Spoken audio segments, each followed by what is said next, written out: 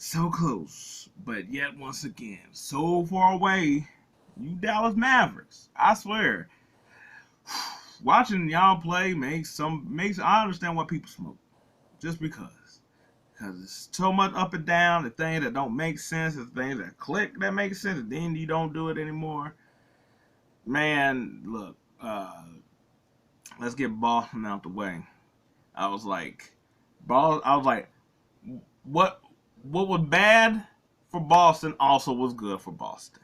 Kristaps Porzingis not playing, I think, also played into Boston. You wouldn't think so, because you that would seem like okay, cool. We ain't got Dallas ain't got to worry about the 7 foot defensive guy. Ain't got to worry about the amount of points he can come off the bench with and the mismatches he get. You would think that that will be in Dallas's favor. Except for it seemed like it made everybody else be like, we got to pick it up. And Xavier Tillman gave really good minutes on defense and hit a couple shots. I was like, Peyton Pritchard was there on defense playing really hard. I was like, even Sam Hauser. I was like, he scored and he gave you some. And I was like, wasn't a liability on defense, which that's what you sort of really just want out of your two bench players. Um, I was like, even though Derek White didn't score, he hit the last couple shots towards the end of the game. But I was like, he was also there defensively. Like he stopped a wild ass Tim Hardaway shot, which I mean, I don't look. I'm not playing basketball, so I was like, I understand him going to the right thing that he has it, but I'm like, but at the same time, hey, whatever. Um, yeah, and I was like, and the thing that was the most that you just had to cross your fingers, but it happened, is Tatum came and played. And not that he hadn't been playing the whole series, but I'm talking about offensively, because even though he's been getting points and stuff, and I was like, you still got to count those points, even if it's really inefficient from what he was doing. The night he wasn't doing that, I was like, he was scoring it properly. I was like, don't get me wrong, sometimes he's still frustrating because I was like, there was a couple shots where I was just like, all right, you just gave up. But Tatum is going to give you some of those threes and stuff like that. Like he's going to be like I don't feel the same way with Jaylen Brown shooting the ball that Tatum is. I was like Jaylen Brown always. I'm like that is a shot he just missed it. I was like Tatum is like you didn't have to take that shot, but you just wanted to take it. Um, yeah, I was like, but you got the game from that you wasn't getting the last two. That I think that is like I was like the games that they won is like they didn't need Tatum, but like I said, you still count those points. This game they did need him, and he gave it to them as well. I was like Brown has been consistent this whole playoffs with either defense or offense. It doesn't matter. I was like, but Tatum brought it offensively, and I think that also for something that Dallas, I was like, was probably prepared for, but I was like, you were just hoping that okay, without Porzingis and if Tatum still struggles, we should have a play in it because I was like Horford and White wasn't giving you the same amount of offense, even if they were giving you defensive plays. Dallas, I think I was like, you was in this game. I think you got what you wanted as far as Kyrie came out and balled out and played. Luka being how he been coming out the first two games, and I was like on fire a little, not fire, but you get what I'm saying. He would play like offensively on like good merit of, and then like just tailing off in the second half. Well, Kyrie came to play so much in the first half, especially that guess what? That means that Luka should be saved for more of the second half.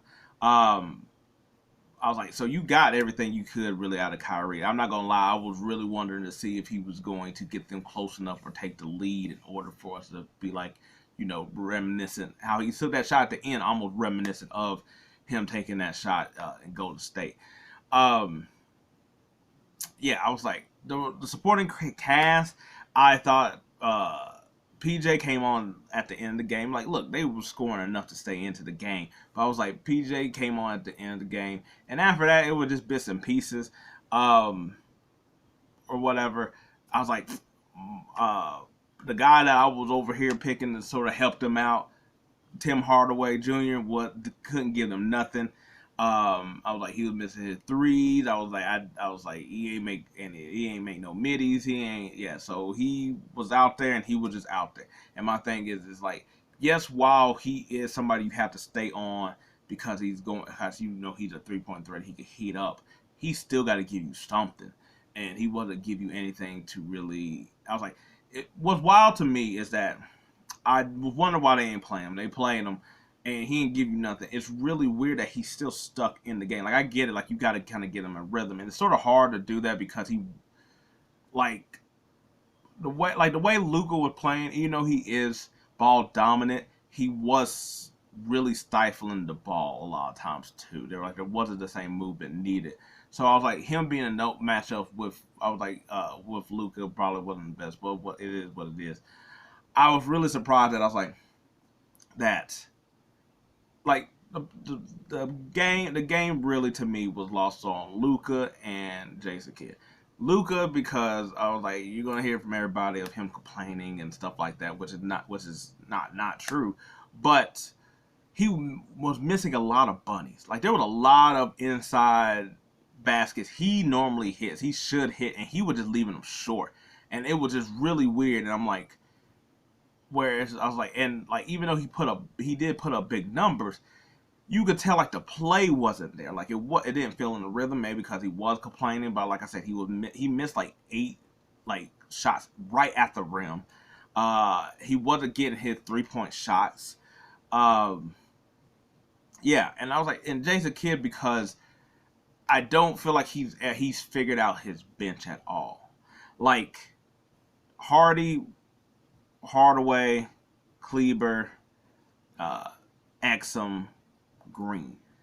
A lot of like they like he is like he's really rotating them a lot in a way I was like or not at all. And like what I mean is that Hardy didn't get any run in this game, and which is I'm surprised that he doesn't ever put Hardy in when it's like Pritchard, like let the second unit be with the second unit kind of thing. Uh, Especially when Tim Hardaway was struggling.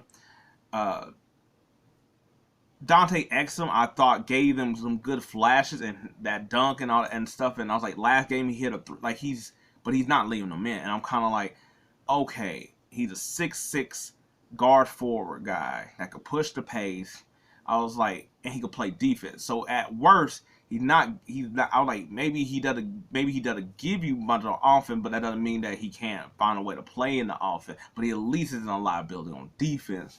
Um, that I thought that I'm like I felt like he should have stuck him in a little bit longer at times or gave him more run as well, just to throw it off. Because sometimes I'm like, give them players that they haven't played. Like I was like look, Boston top 5.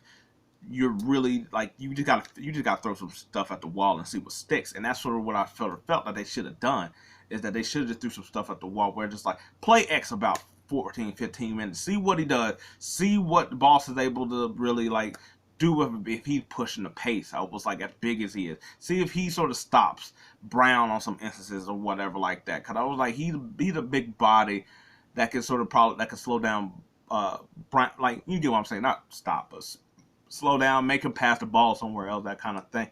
I was like, especially the way that Dallas switches everything, you want to have people that you can switch to where you're not. Because guess what? If Luka and Kyrie are going to be liability, then everybody else can't be a liability. So play some. I was like, so you got to play some people that is not going to be a liability.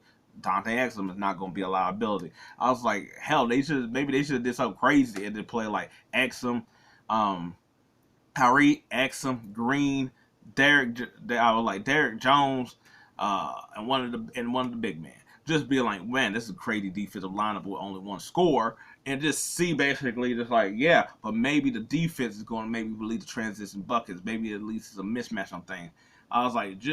Just throw it up a bit. I was like, I felt like his rotations hadn't been good, and he hadn't left people in long enough to get a rhythm. I was like in some of these cases. Uh, I was like, I feel like the thing is, the Celtics aren't changing really their unit, but I'm like, if you're going to put Hauser and Pritchard in, that's when you probably maybe play a little bit more of your bench instead. I was like, I get what your mindset of like, I want my starters to see what they can do against that bench, but I'm just like, no, because then you have your bench guys too much against their starter, and they really don't change them, so give them the opportunity to sort of do things. But yeah, I was like, look, the Celtics sort of makes me think of Golden State a few years ago. Not a few years ago, but their first iteration. or whatever, where it was, I was like, and a little bit with the Durant one, not so much there, but I was like, it's not that these teams are unbeatable. It's just that the way they play defense has you not being able to complete the puzzle. Where it's like Luka this game, Kyrie this game, the supporting cast this game. Where it's like if you had all three, if you had the Luka first game, the Kyrie this game, PJ Washington last game, if you had a lot of that stuff, you be beating the hell out of the Celtics. But the Celtics are doing a really good job because a lot of their dudes is playing defense. Like that's sort of what the thing is that their best defensive players are also some of their best offensive players, and that throws a reason all this. But the Celtics aren't unbeatable. Just like I didn't think none of the Golden State teams were really unbeatable. Problem is that their level of if their level of this, your level got to be this, and that's sort of the difficulty in this. I was like how we seen. Sometimes Tatum plays well, sometimes he don't. Doesn't matter, they still get to win. I was like Derek White, he don't have to have a big game, but they still can win. You know, there's just enough players here that I was like that Dallas is going to be looking back, and I was like, I'm going to imagine there's going to be a couple changes, you know, with this, that they figured out some things, and they also realized they're not just as ready or whatever. I picked Dallas because I just thought that I thought at least at minimum I would get Luka and Kyrie, and I thought the others we would see how that goes. And if you don't get the stars, then what are we talking about here?